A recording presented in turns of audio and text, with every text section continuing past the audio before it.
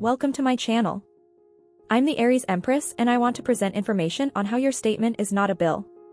Please subscribe and like and allow me to go over some details for further understanding on your journey. I will be referencing notes from other sources along with my own interpretation.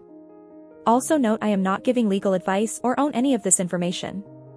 This is for entertainment and information purposes only.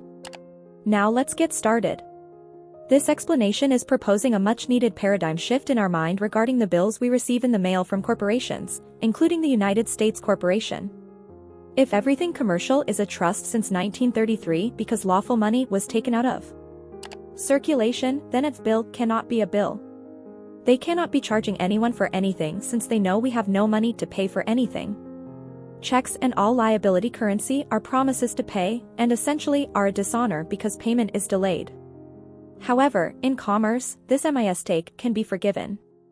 So, then what is a bill? Logically, it must be a request for us to authorize the release of assets held in trust by the trustee as the payment, asset over credit minus liability over debit equals 0. This payment by equitable title transfer results in the extinguishment of debt. Notice that the amount on the bill is a positive number, a credit. It does not have parentheses around it, or a minus sign in front of it, which commonly indicates a negative number. This positive number represents an asset that will offset a liability held by the corporation for a commercial transaction. To get ownership of that asset amount so that they can then apply it to discharge the liability on their books for that same amount. We have the equitable title to that amount. When we endorse the back of a bill, then the legal and equitable titles to the asset are now vested in that one piece of paper, and when that endorsed instrument is returned to the party that sent it, then that party is now the holder in due course of the legal and equitable titles to both the asset and liability amounts for that account and must then extinguish the debt by operation of law. The corporation is already holding both legal and equitable titles to the liability. They are also holding the legal title to the asset as implied by them sending you the bill. The only thing they are missing is the equitable title to the asset so that they can finally do the discharge to balance the books and extinguish the debt. They have the charge amount, they just need the discharge amount to balance the books to 0. Having both of the titles for the asset over credit amount now allows them to use that asset over credit amount to perform their duty as trustee to extinguish the liability over debit amount by operation of law, the trust laws that are invoked when the legal and equitable titles are merged. So the bill is not a bill. It is an asset credit voucher containing the credit amount that we must release to the trustee by endorsing the back of the bill and returning it. This is the duty that the beneficiaries have been failing to perform. There are at least 3 debt elimination procedures that can be used administratively to eliminate credit card debt. 1. Challenge the validation of the debt.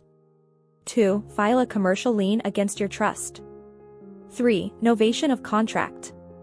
Validation as a debt elimination process to eliminate credit card debt. First, you must understand that in our money system there are no funds because there is technically no money. There is only debt and the debt instruments that are used in place of money. The credit card lender did not loan you any money. They didn't even lend you their credit. They aren't allowed to do that. They used your credit to authorize the use of the card. You can very simply establish this by demanding that they validate the debt. That is, someone in a position of authority at the lending corporation would have to sign an affidavit under oath that the debt that they claim you owe is a valid debt. They can't and they won't. They have actually committed fraud and now you are asking them to sign for it. No way they want to stick their neck in that noose. Failing to sign the affidavit, they just write the debt off as a loss. This normally takes a series of communications and eventually you paint them into a corner and they quit. If they try to have a collection agency get involved, you simply remind them that the collection agency is not a party to the contract and cannot speak for the lender.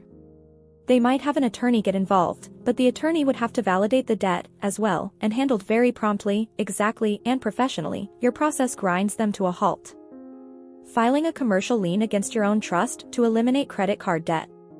Another version of this debt elimination process picks up on the fact that there are no funds, just debt money. Look at a dollar bill. It does say Federal Reserve note, right? It's a debt instrument that's being used as though it were real money. When you agreed to use the credit card, they used your assent, your signature to create the credit. They used your name to create a trust with themselves named as trustees, and they have used that trust as collateral on the national debt. That collateralization is in an asset account for the trust after it was monetized on the world money market. Eliminate credit card process. Number 3 establishes your right as the trustor and takes that trust back under your control. Under your control, you can transfer trust assets to the trust debt account, thereby discharging the debt. Debt elimination by discharging debt. You can visit www.empress.com for services or join my mentorship. Thank you for listening and continue to learn on your journey. Don't forget to like and subscribe. Have a great day.